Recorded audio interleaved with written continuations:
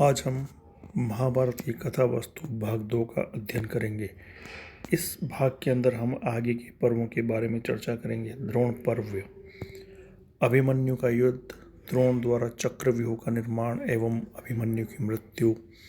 अर्जुन द्वारा जयद्रथ का मारा जाना, कर्ण की शक्ति से घटोत्कच की मृत्यु, द्रोणाचार्य का घोर युद्ध तथा धृष्टद्युम्न द्वारा उसका वध, अश्वत्थामा का क्रोध कर नारायण वश का प्रयोग, श्री कृष्ण द्वारा पांडव सेना एवं भीम की रक्षा। कर्ण पर्व, कर्ण का सेनापति बनना, कर्ण द्वारा युधिष्ठिर की पराजय तथा पलायन, अश्वत्थामा को पराजित कर युद्ध, अर्जुन का युधिष्ठिर समाचार देने के लिए आना, युधिष्ठिर द्वारा अर्जुन का तिरस्कार तथा अर्जुन का युधिष्ठिर को मानने के लिए उद्यत होना, श्री कृष्ण की शिक्षा से दोनों का प्रसन्नतापूर्वक मिलन, कर्णवध तथा युधिष्ठिर द्वारा शल्य का मारा जाना, दुर्योधन का सरोवर में प्रवेश। शल्य पर्व, गदाधारी भीम की ललकार सुनकर दुर्योधन का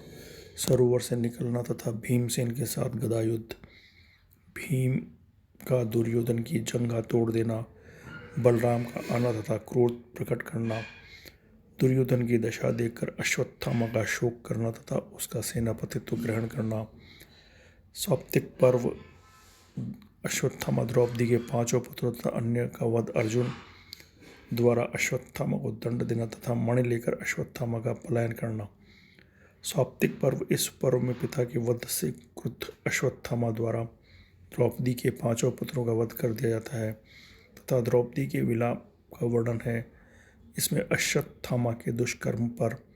दुर्योधन के प्रसन्न होने का वर्णन है। स्त्री पर्व, जल पद्रनादि कमर, धृतराष्ट्र का विलाप,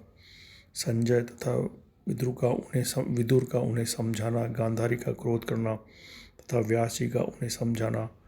स्त्री पुरुषों द्वारा अपने संबंधियों को जलांजलि देना। शांति पर्व, युधिष्ठिर द्वारा महर्षि नारद से कर्ण का वृत्तांत जानकर शोक प्रकट करना, क्रमशः भीमसेन, अर्जुन, नकुल, सहदेव तथा द्रौपदी का गृहस्थ धर्मराज्य तथा धन की प्रशंसा करते हुए युधिष्ठिर को समझाना, श्री कृष्ण का युधिष्ठिर के शोक निवारण का प्रयत्न करना तथा 16 राजाओं का उपाख्यान सुनाना, श्री कृष्ण के कहने पर युधिष्ठिर का भीष्म के पास जाना तथा भीष्म का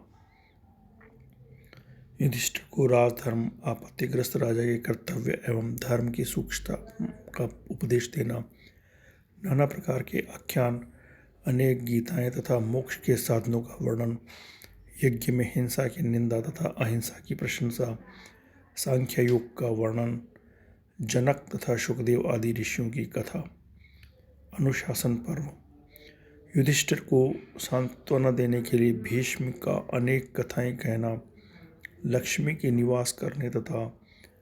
न करने योग्य पुरुष स्त्री के स्थानों का वर्णन, शरीर, मन और वाणी के पापों के परित्याग का उपदेश,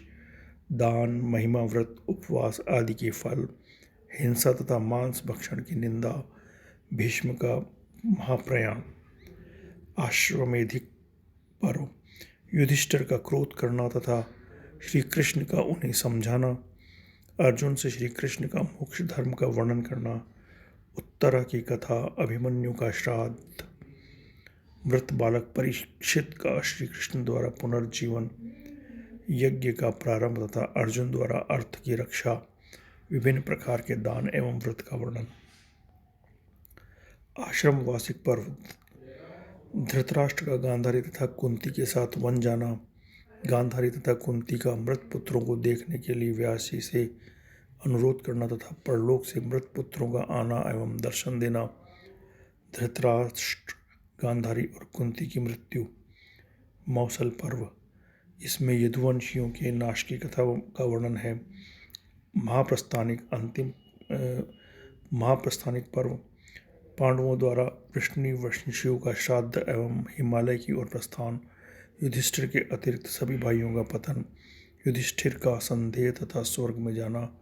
स्वर्गारोहण, स्वर्ग में नारद तथा युधिष्ठिर में वार्तालाप, युधिष्ठिर का नरक देखना तथा भाइयों का क्रंदन सुनकर नरक में रहने का निश्चय करना, इंद्र तथा धर्म का युधिष्ठिर को समझाना, युधिष्ठिर का दिव्य लोक में जाना तथा अर्जुन आदि कृष्ण से भेंट करना। इस प्रकार महाभारत का उपसंहार और महात्म्य खत्म समाप्त होता है।